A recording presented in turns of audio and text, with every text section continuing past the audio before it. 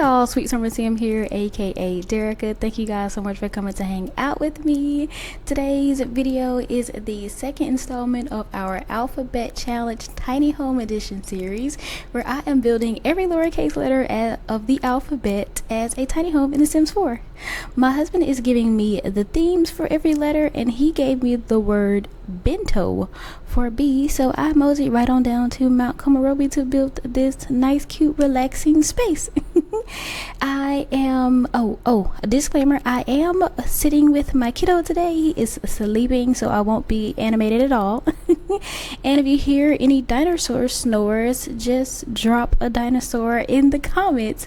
But anyway, we are working on the structure and the floor plan for this letter. I really love the floor plan. I just thought it was super cool, and I just really thought I was so clever when I came up with it, so I hope you guys like it too. I do end up deleting the trees that I put in the open space of the letters, so because they are very much in the way when you play with the walls down, so I do end up deleting that. But as you guys can see, I kind of went with like a darker color for the exterior.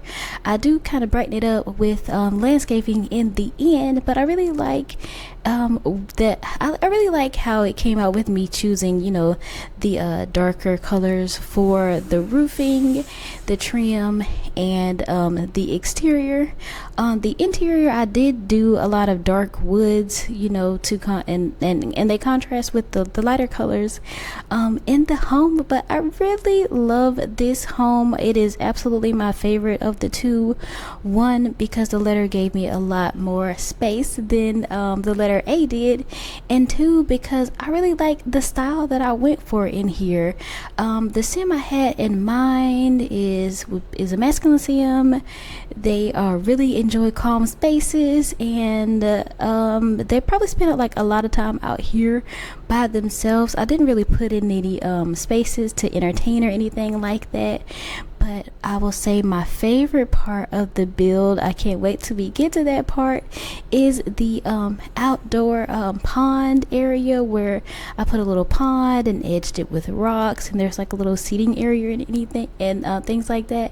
So yeah, I will say that I was able to explore a lot of the build and buy objects from the Snowy Escape expansion pack with this build. I had gotten that pack during one of the sim sales. I hadn't actually played with it too much, so I really enjoyed exploring that pack with this build. I imagine that that's gonna be a recurring thing as we make our way through these letters of me just, you know, exploring more items than I typically do when I'm building for myself.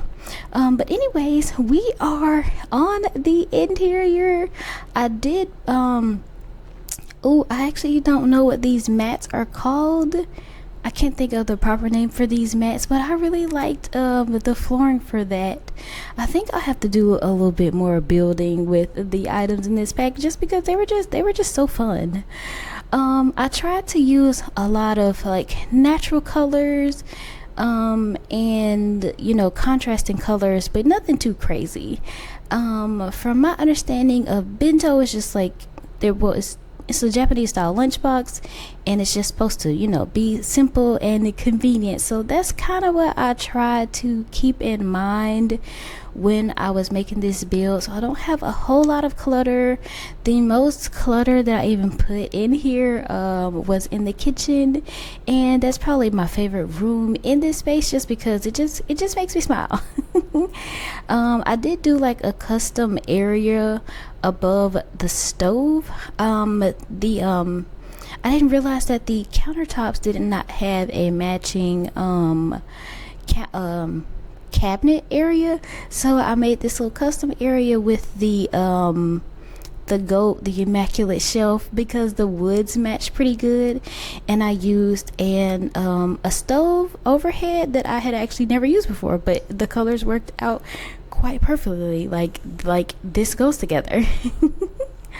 But anywho, I did not do any clutter right away. I did clutter at the end, just because I wasn't sure how everything was gonna work out in the space, but everything worked out quite well. I did not have a career in mind for this sim. I think if I had to choose one, maybe they would be like a wellness coach or someone who just like picks up odd jobs around the community, just because they don't they wouldn't have a very taxing, stressful career. I believe freelance photography would also be a good career for this sim. They probably do like nature photography.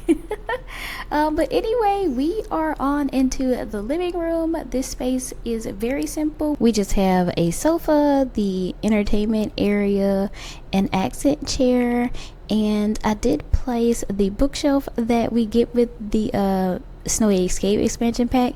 I did size it down just because it's so giant, but it does still function in gameplay. I did play test this lot and it is available on the gallery.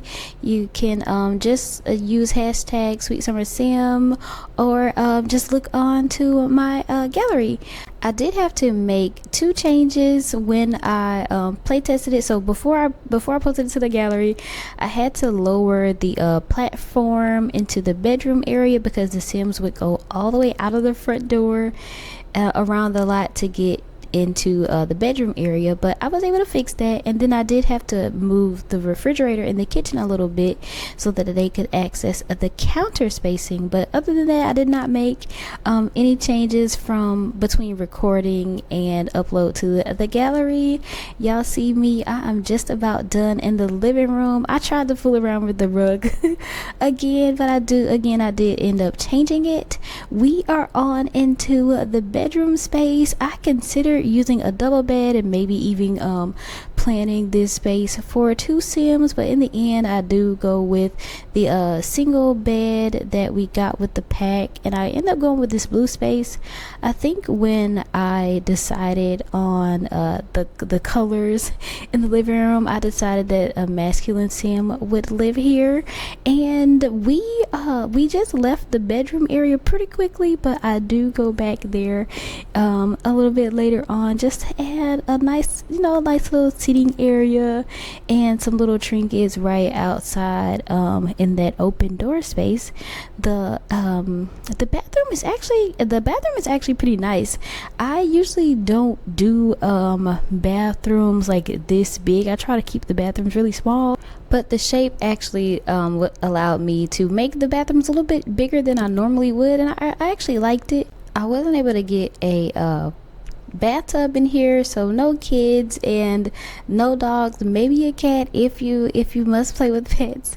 But yeah, I really like the decor in here. I didn't really add any clutter when I first placed the items, but I do end up adding a couple shelves and just some small clutter items. Like, again, I tried to like keep the clutter pretty limited when it came to the build, or not even necessarily limited, just a lot less than I would normally do, because I normally try to put stuff like all over the place.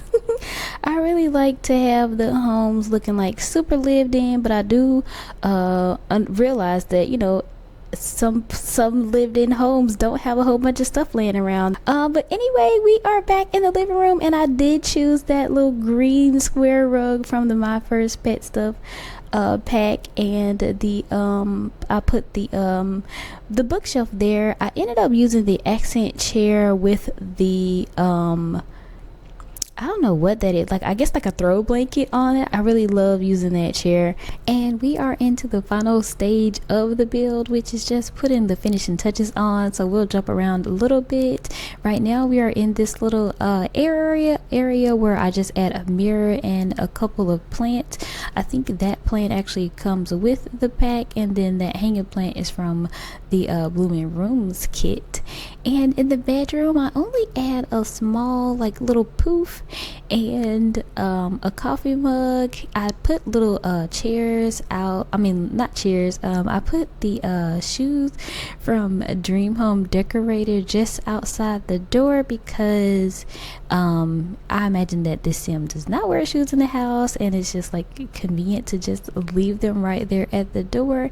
And I add this pot from the Love Stroke expansion pack. I really like that's one of my favorite items from that pack so far, so I'm gonna try not to overuse it, but again, I love it, so I will be using it a lot. And we are back in the kitchen to put the finishing touches here, where I just added a clutter. I didn't have cabinets and I didn't want to just leave these shelves bare, so I just tried to put a few items. I used that that pot is actually from the Love Struck expansion pack too. I didn't get to use it in my Love Struck build, so I really was happy that I was able to find a place for it here on that shelf.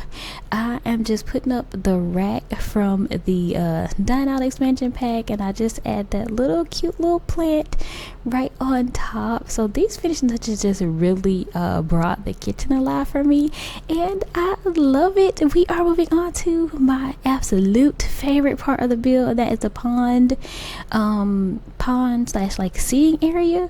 I did cut out a lot of this because I was having a hard time placing the those little stone pathways from the Riviera retreat kit, and I had to create that pond, so I did cut out the little part of the little struggle and the little awkward shape that I had there in the beginning.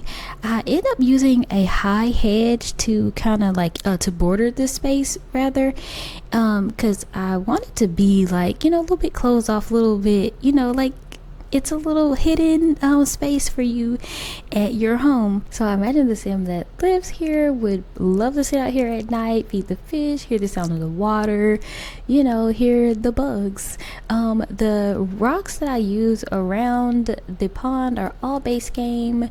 Like I said, the pavers out there are from the Riviera retreat kit. I really wish that the stones had a swatch that matched the rocks from the base game, but I was able to make it work. It really wasn't too big a deal, especially when I added, you know, the terrain paint. I do add the terrain paint kind of towards the end because I didn't want it to, you know, like glitch out and lose any of my terrain paint. But yeah, here we are working on it now. I was really kind of unsure of what would blend here, but I think I made it work in the end, especially when I stopped overthinking it, and when I realized that the swatches on the paver actually have like a different pattern on some of them, so it kind of worked out better for me when I realized that. So I haven't not done like a dedicated build using those that kit the Riviera retreat items, but I am finishing up the edging for the house and the pond and things like that, just kind of trying to finish up with landscaping for the build. So I didn't use like a lot of flowers. I used the grasses, the tall grasses, and those little white daisies, and I really love that. Normally I would like do something bright, definitely something pink or yellow, but to just use these simple flowers and grasses and still get like a really good looking landscaping was very cool for me. I used the mailbox from the Snowy Escape expansion pack from there. I don't think I've ever like used that in a build so far, so that was interesting. I do move the grass out of the way just in case like the mailman can't get there. I did not play test in there long enough to get mail to know, so I hope the mailbox works. I really hope it does. But yeah, we are nearly done and should be coming on pictures very soon, so thank you for coming to hang out with me. I hope you guys enjoy the pictures, and I'll see you in another video.